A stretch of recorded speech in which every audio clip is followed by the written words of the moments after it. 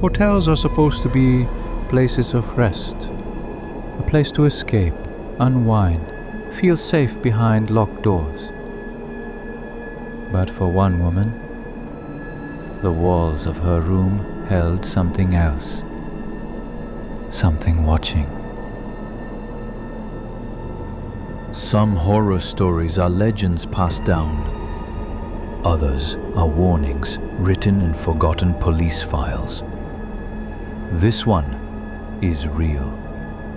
It happened to a woman named Eliza Hart in 2016 at a hotel in Oregon that has since been remodeled, but not forgotten. Eliza was 27 years old, a freelance travel writer from Arizona. She booked a 2-night stay at the Shorepine Inn, a small coastal hotel in Lincoln City, Oregon. The hotel wasn't fancy, just old, quiet and cozy. A place for storm watchers and off-season travelers. She was there to write a blog on hidden retreats. Eliza was placed in room 209 on the second floor facing the ocean. The desk clerk remembered her checking in just before sunset. She was polite, tired, and asked if she could get a late checkout. The clerk agreed. That was the last time anyone saw her conscious. Around 2:48 a.m., the front desk phone rang. The night manager, a man named Carl, picked up. All he heard was breathing. Heavy, uneven. A faint whisper. He thought it said, "He's still here." Then, click. He immediately checked the phone system. The call came from room 209. He called back. No answer. He tried again. Still nothing. Protocol said to check only if a guest called multiple times. But Carl had a bad feeling. He grabbed his flashlight and went up the stairs. He knocked, concerned, no answer. He knocked again, louder. Still nothing. He used the master key. The room was freezing. The window was cracked open. Salt air rushed in. Eliza's suitcase was there. Her coat, boots, everything. The bathroom light was on. Carl approached slowly. Inside, Eliza was sitting in the tub, fully clothed, shaking uncontrollably. Her eyes were wide. She couldn't speak. There was no one else in the room. Paramedics were called. She was taken to the hospital, unresponsive. 2 days later, after psychiatric observation, Eliza finally began to speak. She remembered hearing a knock around 1:30 a.m. She assumed it was the night manager. But when she looked through the peephole, no one was there. She went back to bed. Minutes later, she heard the knock again. Then, the sound of her bathroom faucet turning on. Eliza froze. She called the front desk. No words would come out of her mouth. She whispered, "He's still here." She said she saw a man step out of her bathroom, soaking wet. He didn't speak. He didn't blink. He just stared. That's all she remembered before blacking out.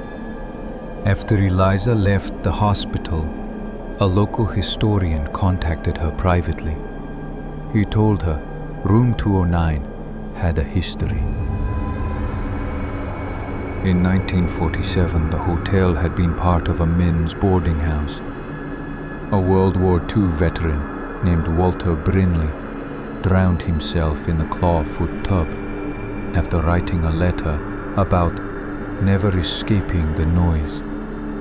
The room had been remodeled many times, but guests often reported strange things, faucets turning on by themselves, wet footprints on dry floors, or waking up to the sound of someone breathing heavily at the foot of their bed. The hotel never advertised this, but staff knew. One even claimed she saw the tub fill itself completely while she was cleaning the room. Eliza never wrote about the hotel in her blog. She refused to speak about it publicly again. Room 209 is no longer rented. It's now used for storage, but the staff say the room still smells of salt water and mold, even though no leaks have ever been found. And to this day, the new front desk staff have a note taped under the desk. If 209 calls after midnight, don't answer. Some guests check in for peace and quiet. Others get silence that follows them home. Some hotel rooms hold more than just memories. For Eliza, room 209 wasn't just a place to sleep. It was a place where time, reason, and reality unraveled. To this day, no one knows what she saw or how she survived the night. And the Shorepine Inn?